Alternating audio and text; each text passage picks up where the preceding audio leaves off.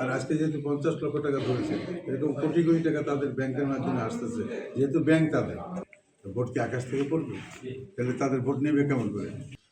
যেভাবে টাকার ছড়াছড়ি হচ্ছে এলাকায়, আমরা তো সংক্ষিপ্ত ভালোই পেয়েছি, কিন্তু এখন বর্তমান যে অবস্থা চলছে, যেভাবে টাকার ছড়াছড়ি হচ্ছে এলাকায়, আমরা তো সংক্ষিপ্ত যে আমাদের রেজাল্ট এই অর্থের সরাসরি আপনাদের কোনো কর্মী হুমকি দামকি শিকার হয়েছে কিনা? হুমকি দামকি তো কালকে রাতে বোম ফুটিয়েছে, পটকা ফুটিয়েছে, গোলাগুলি করেছে। আজকেও আমরা ভাবতেছি রাত্রে হবে।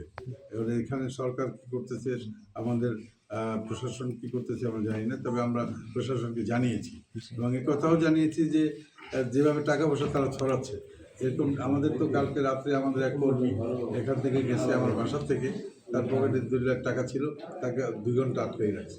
2 ঘন্টা গভর্নমেন্টের এরকম কোনো সার্কুলার নাই যে আপনি কত টাকা নিয়ে চলতে পারবেন, এরকম সার্কুলার নাই। 2 লক্ষ টাকা এমন কোনো টাকাও না।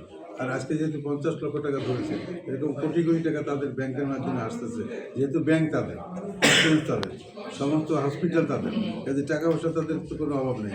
বিএনপির কাছে এরকম অবৈধ কোনো সম্পদ নাই। প্রশাসন তো বারবার বলে, জামাতি তো বলে যে প্রশাসন আমাদের, আমরা ক্ষমতায় যাব। তার মানে তারা কিসের আশায় বলে? যত লোক আছে আমি যতগুলো মিটিং আমার এলাকায় করেছি, আমি যখন বলি যে জামাতের ক্যান্ডিডেটকে কি কেউ চেনেন, একটা হাত জাগে না, তারা কেউ চেনে না। ভোট কি আকাশ থেকে পড়বে? তাহলে তাদের ভোট নেবে কেমন করে? টাকা দিয়ে কিনতেছে, বিকাশ করতেছে, কাজে এইটা কীভাবে স্টপ করবো আমরা জানি না কীভাবে। এই পর্যায়ে তাহলে আছে কিনা? আসলে সংখ্যা তো আছে, এখনও আছে, আগামী দিনে থাকবে, কিন্তু আমরা কোনো বাজে চিন্তা করছি না। আমরা এমন কোনো সন্ত্রাসী কার্যকলাপ চিন্তা করি নাই, আমাদের দল চিন্তাও করে না এরকম কিছু। কাজেই এখন বাকিটা ওনারা কী করেন সেটা তো প্রশাসন দেখবেন। প্রশাসন যদি চায় তাহলে সুন্দর সুষ্ঠু ইলেকশন হবে ইনশাআল্লাহ।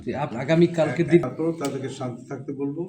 সকাল 6টার সময় তার ভোট সেন্টারে যাবে, ভোট দেবে, ভোট পাহারা দেবে। আমার নেতাকর্মী কাছে এবং আমার ভোটারদের কাছে এইটাই আবেদন।